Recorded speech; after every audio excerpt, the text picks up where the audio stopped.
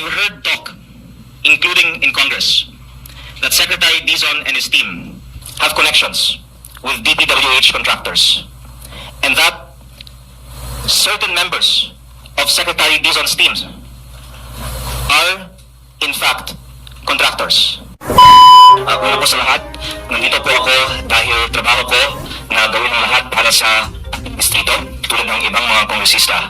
At marami po akong nakikitang mga dapat na reforma sa ating sistema. Bilang isang congressman, layunin ko na makakuha ang ating distrito ng fair share ng budget at ang ibang mga distrito ay dapat mabigyan din ng fair share. At pangalawa, gusto ko lang din naman ibaba ang presyo ng DPWH projects, sinabi ko po, ng 25% para maiwasan ang posibleng 150 billion pesos ng kickbacks. Kaya anuman ang susunod kong sasabihin ay nasa konteksto na may solusyon naman. Lahat di nagtatagal, dito magtatagal ang hot and cold drinks mo. Nagalimutan sa Lazada ng mura lang for only 300 plus pesos. Samantalang sa ibang stores, doble ang presyo. Need mo ng refreshing drink araw-araw? Whether cold or piping hot, grabe yung tinatagal dito. Dahil may 304 stainless steel interior, it keeps your drinks hot or cold for hours. Meron ditong dual lid design, pwedeng sip or straw. Ang bongga, diba?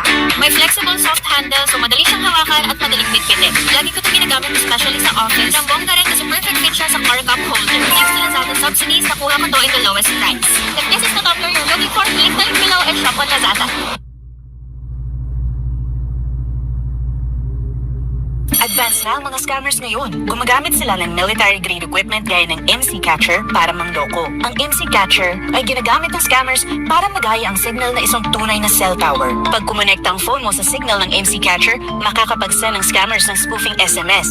Makakatanggap ka ng messages mula sa mga nagpapanggap bilang trusted brands o institutions. Kaya basta may link, huwag i-click. SMS spoofing scam yan. Galing ang Texas scammers na gumagamit ng illegal cell site para ma-hijack ang SMS. Naman. At sinasabi ko po ito para sana tumulong si DPWH Secretary Vince Dizon sa mga solusyon na ito. My first point today is that contractors are part of writing the DPWH budget and allegedly the DPWH officials for budgetary allocations from the non-allocable or so-called leadership fund that is prepared by the DPWH. And as I will say more about later, I heard that Secretary DIZON and his team have connections with contractors and in the interest of transparency should disclose all of their connections with contractors and any knowledge that they have on the possibility of kickbacks from DPWH projects. So that is the main point that I would like to bring up today that I will say more about later. That I am asking Secretary Vince Dizon to disclose any and all of his and his team's connections with current, past, or potential future contractors of DPWH projects. Because of the scrutiny on insertions in Congress and Senate, insertions have now moved to the National Expenditure Program that is supposedly prepared by only the DPWH. And according to flood control hearings, contractors submit lists of projects to DPWH and payments are made as early as when they appear in the NEP on the presumption that the district engineering offices will award the contracts to the contractors that pay for the projects to be inserted by the DPWH officials into the NEP. When DPWH was writing the 2026 NEP, my staff received Viber messages that I can ask that we share on the screen from my former district engineer. The Viber messages read, ito po yung isang 1B na for funding, hiningi po ng isang contractor na tutulong magpa-release ng funds. Above is the list of proposed projects worth 600 million for a certain contractor. Yan ma'am ay dadalhin sa inyo at siya daw ang mag-aasikaso. Ito nga pala, dati na ding may nag-aasikaso ng pondo pero wala pa namang bumabalik sa amin na letter kung denied or hindi. Contractor sa regional office ang nag-request niyan dati ma'am, last year pa. And what we found out when the net came was one of the non-allocable projects of DPWH in my district. Perhaps kasama ito sa leadership funds na binanggit ni former Secretary Bonoan sa Senate Blue Ribbon Committee hearing. The point being that if this the NEP was written in my district, na bago lumabas ang NEP, pinakita sa akin ng isang DPWH official na ito ay ipapasok ng contractor at yan ay lumabas at nakatag as non-allocable, meaning hindi po ito proposed ng congressman. Ito po ay hindi na magagalaw, kaya nga non-allocable ang tawag ng congressman. Ito po ay ipinasok ng DPWH na may pruweba tayo na galing sa contractor. Baka sa ibang distrito, ang mga contractors ay may mga insertions din sa 2026 budget, which if we tie together with the testimonies na sa Pluribus Committee hearings na sabi daw nagkakaroon ng mga kickbacks paglabas pa lang ng NEP. It could well have been that there have already been projects that have been paid for in the 2026 NEP. And you could surmise there would be even more in other districts because the contractors, of course, don't have history dealing with me and would tend to put their projects in a district that the congressman will not interfere in rigging their bids in favor of them. And while I was newly elected, I was approached by people saying that contractors were in talks with DPWH to download or magpababa ng mga proyekto sa distrito ko. I have also heard that many of the projects being implemented from the 2025 budget in my district were also inserted this way, again, not through congressional insertions, but mga ipinasok ni Regional Director, ni USEC, baka mga kaibigan ni Secretary. This, I think the public should know, is how the DPWH budget, at least in my district, was written. Based on what I was told, may mga contractor na may mga kakilala daw sa DPWH na nagpapasok ng mga projects. At again, weaving it together with the Senate testimonies, meron konsiderasyon. Kaya ipinapasok mga ito ng DPWH at ang mga kontraktor na yun ang nakakakuha ng mga kontratang ito. And that it's the officials in DPWH who have been reportedly engaging in these transactions. And that the consequence from a policy standpoint is because my district will not allow rigging of bids, then this portion of the budget, which is non-allocable, which the DPWH can put in districts of their choosing, will not be put in districts like mine, where there is no rigging of bids. And so, the tendency would be for these projects to be parked in the districts where they have the highest confidence that they can earn the most if their objective, which they can disprove, and we would be glad if they could disprove, is to earn from these projects. So this happened in the 2026 NEP that was submitted in July, in the time of Secretary Bonoan. And Secretary DIZON submitted a revised NEP in September of 2025 for 2026. And last Friday, the media asked him what changes he plans to make about the 2026 budget, and if it is safe to say that the 2026 budget is not yet stripped from insertions and leadership funds. And Secretary DIZON said, my problem with the 2026 budget is it's no longer in our hands. And to be quite frank, I had zero part in that budget at all. I came in, it was already submitted, I was given a week to review it to submit a new budget. For 2027 moving forward, we're definitely going to review all these processes, all this formula, because these cannot continue. And I'm hoping that Secretary DIZON will use the time available to revise the 2026 budget, particularly the projects that can be traced to the non-allocable leadership funds, that he knows what they are because those files are available in DPWH because of the evidence that there has been some undeniable process for how projects were inserted into the DPWH budget with the input of interested contractors. So we have established that contractors insert projects into the DPWH NEP, and the question then is why? What motive would someone have not to touch these projects? I would add further.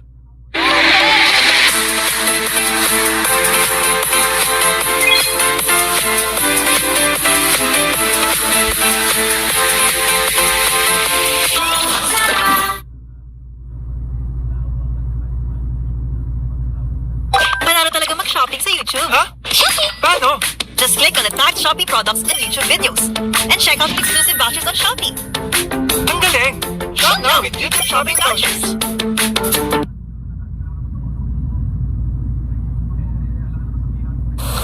further that Secretary DIZON also added many new projects in the NEP, replacing some projects from Secretary Bonoan, and that information on these projects were committed to be shared in congressional budget hearings, but these have not yet been shared. Secretary DIZON said that, as I will show in a video later, these projects would be disclosed. But if I can share the... We will give you the copies, Madam Chair, of this. I don't have them off the bat right now, but we will provide the details to the Honorable Committee po. Yes, I think that will be readily available naman po.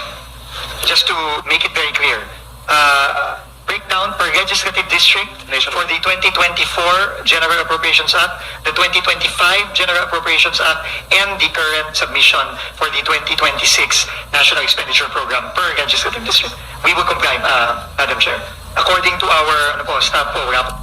So, first, there were requests by members of Congress for certain budgets to be disclosed.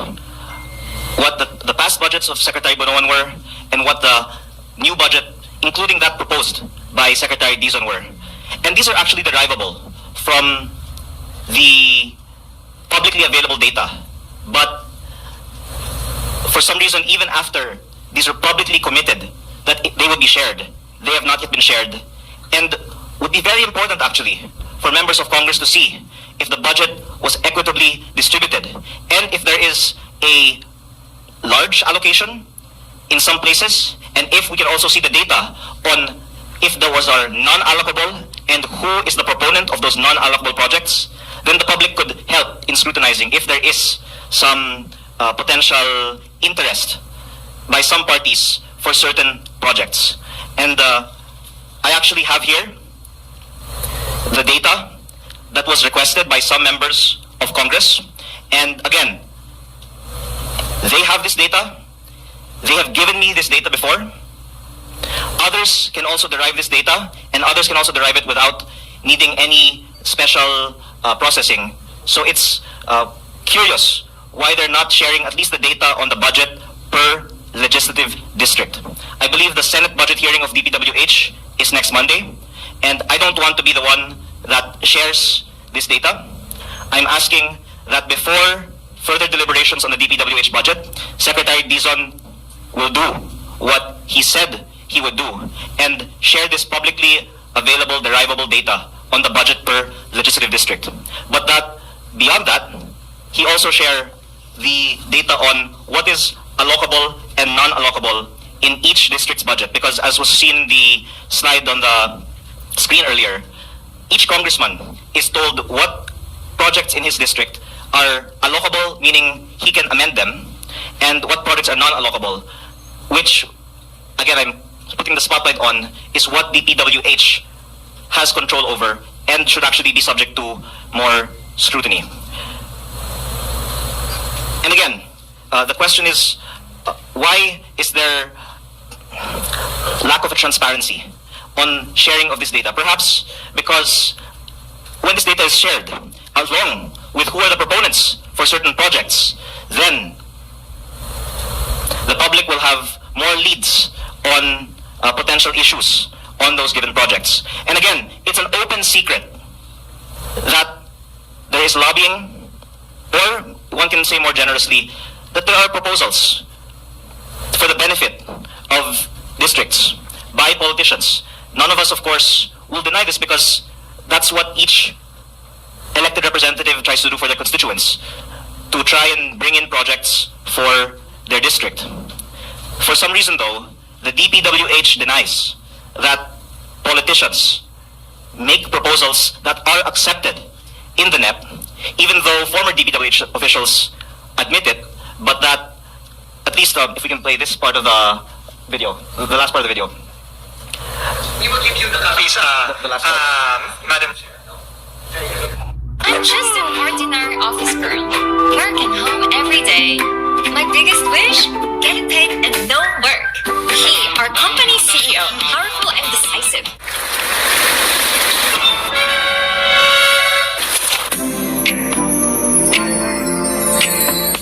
$24 bricks for strong wind resistance. One touch open and close, large canopy fits too. Finder's protection now on Lazada.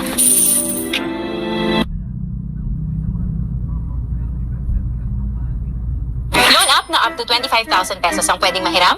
Where? Pwedeng humiram kahit one valid ID lang? Where? Regulated ng SEC at BSP? Where?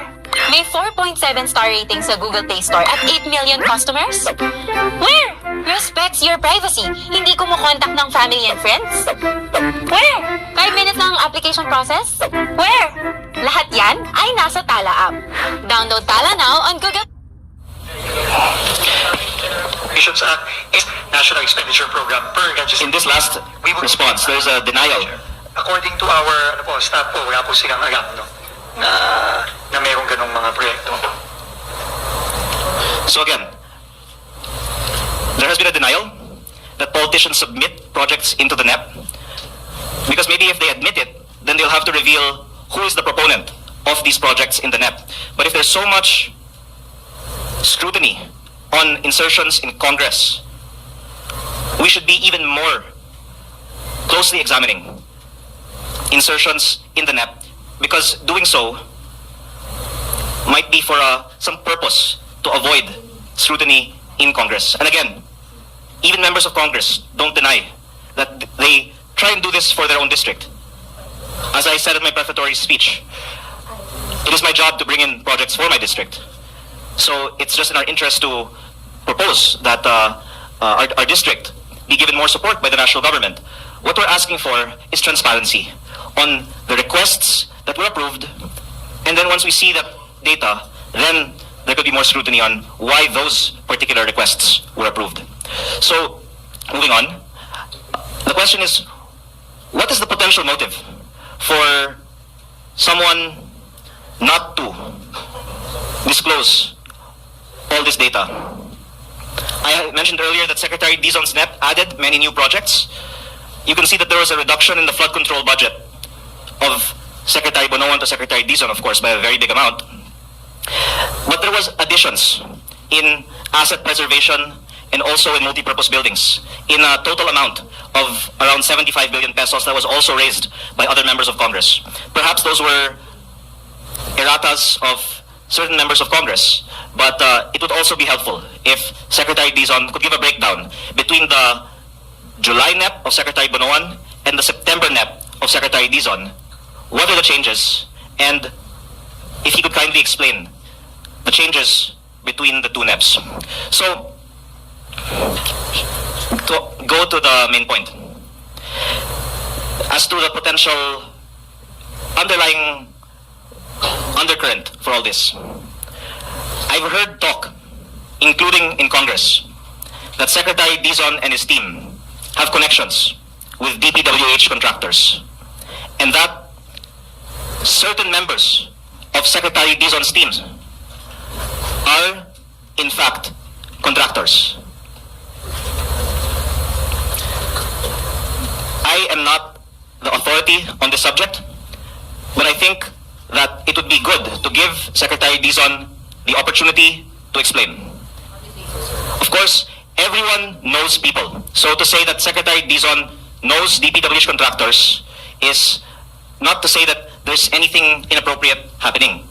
Now, if he or members of his team have some proven interest in companies with DPWH contracts, then what I heard is that it's not him who's a contractor, it's a member or members of his team who are contractors. And how exactly, I am not the authority. But I have been told that this is actually known by many in Congress now. Then the question is, if it's true that new appointees in DPWH have interest in companies with DPWH contracts, then what I heard is that it's not him who's a contractor, it's a member or members of his team who are contractors. And how exactly, I am not the authority. But I have been told that this is actually known by many in Congress now. Then the question is, if it's true that new appointees in DPWH have interests in companies that do business with DPWH, are we sure that there will be no conflict of interest in the awarding of contracts under the new leadership at DPWH? And why then has this not been previously disclosed? Secretary DIZON is very accessible to the media, and I hope then that we can ask him to disclose all of his and his team's connections to DPWH contractors, and if he thinks there are still kickbacks in DPWH, and if he has ever discussed or been offered kickbacks, and if he could share this so that we can all work together to stop the practice of giving kickbacks. Again, you can't avoid knowing people, but if these people have contracts with DPWH, and in fact will win contracts in the months and years to come in DPWH, and that there is a reported history of kickbacks being given in DPWH, then I think it deserves more public scrutiny, especially because there are plans to decrease the projects being bid in the district engineering offices and move procurement to the regional or even central office. Could it be that these reforms in DPWH will not actually reduce corruption, but will transfer the benefits of it to another level or another group of parties or contractors? And again, I don't want to say this too authoritatively, but someone actually just told me before I arrived here now that not only did one person tell me that they heard that members of the team are actually contractors, that other members of the team have already been meeting with contractors outside of DPWH at may hinihingi na daw. So maybe Secretary DIZON can also check with all of his appointees who are the contractors, if any, that they have met since their appointment and what they discussed in those meetings. It's actually quite tragic because I know that so many people have so much hope for Secretary DIZON's leadership in the DPWH, as do I. And I hope then that he can be transparent on, even if it's not from him, but any attempted offers, any opportunities that he has had to talk with contractors or for his team to, any offers for kickbacks that have been made. So, again, this is all in the context of there being a history of this also happening in DPWH. And again, multiple sources telling me and saying that